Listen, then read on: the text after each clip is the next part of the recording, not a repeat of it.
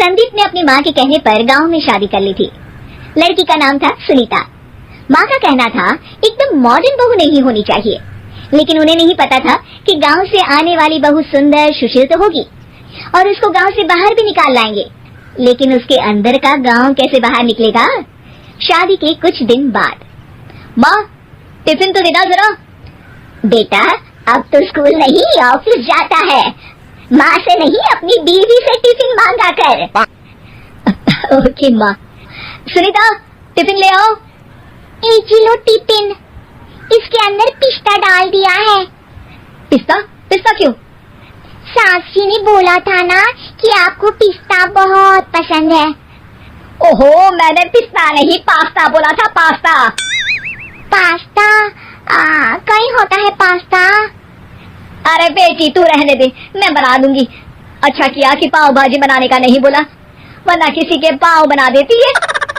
सुनीता को बुरा लगता है, लेकिन उसकी नादान हरकतें कम नहीं होती। ऐसे ही एक दिन, अरे तुमने ये क्या लगाया है?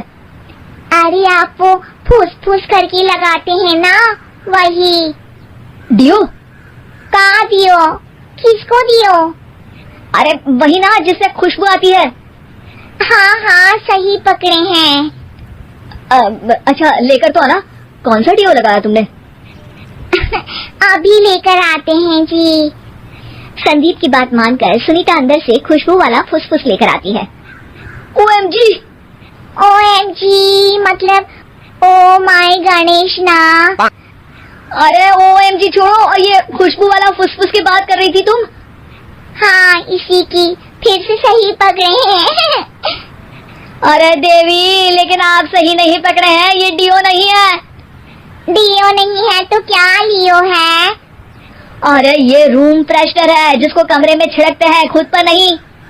कोई बात नहीं, माँ कहती थी आत्मा किराएदार है, शरीर किराए का कर्म। हम शरीर पे ये डाल लिए तो क्या फर्क पड़ जाएगा। अरे बहू, ओ बहू, मेरे लिए फल तो ले आ, फिर मैं बाजार जाऊंगी। सुनीता अपनी सास के लिए फल लेकर आती है। अरे बेटा पपीता, तरबूज और सेब फल ऐसे कैसे खा लूं, काट कर तो ले आ। माँ जी मेरे गांव में तो खेत से उठा के सीधा खा लेते हैं। अरे ये तेरा गांव नहीं है ना। अरे संदीप तू ही कुछ समझा देना इसको बेटा।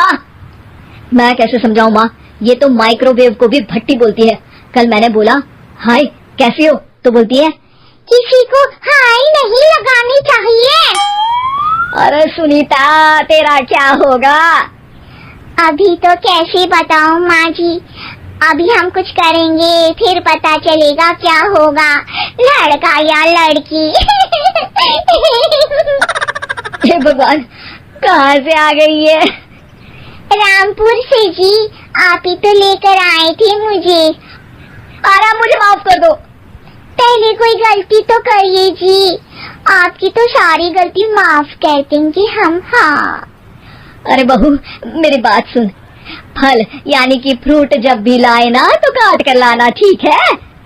जी ठीक है माँ जी, फल यानी फ्रूट यानी काट के लाऊंगी।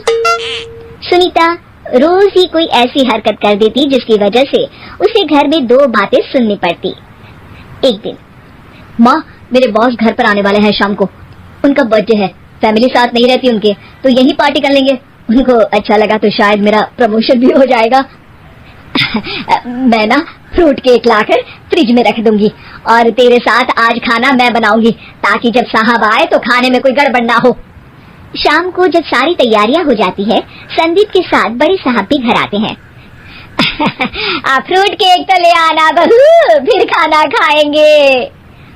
और इस सब की क्या जरूरत थी, आपने बुलाया वही काफी है।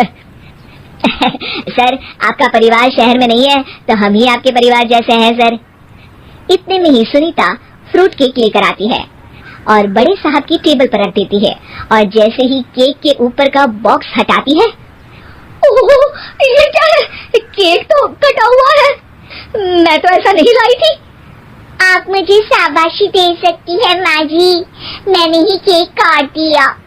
आपने कहा था ना फल यानी फ्रूट यानी हमेशा काट के लाना। तो फ्रूट केक भी तो फ्रूट ही है ना, तो मैंने पहले ही काट लिया। होना मैं समझदार। अरे बहू, ये क्या किया?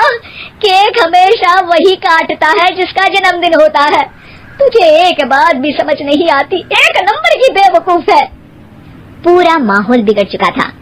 संदीप को लगने लगा था कि साहब उसे प्रमोशन तो दूर की बात है, कहीं डिमोशन ना दे दे। लेकिन साहब बीच में ही बोल पड़ते हैं।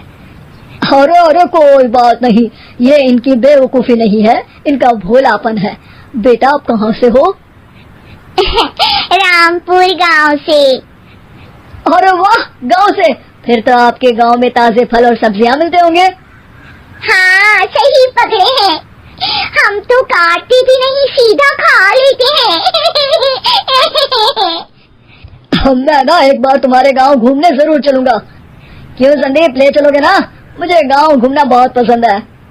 बस फिर क्या था, संदीप और सास दोनों खुश हो गए, क्योंकि साहब को सुनीता ने गांव की बात करके खुश कर दिया था। अब संदीप का प्रमोशन पक्का था।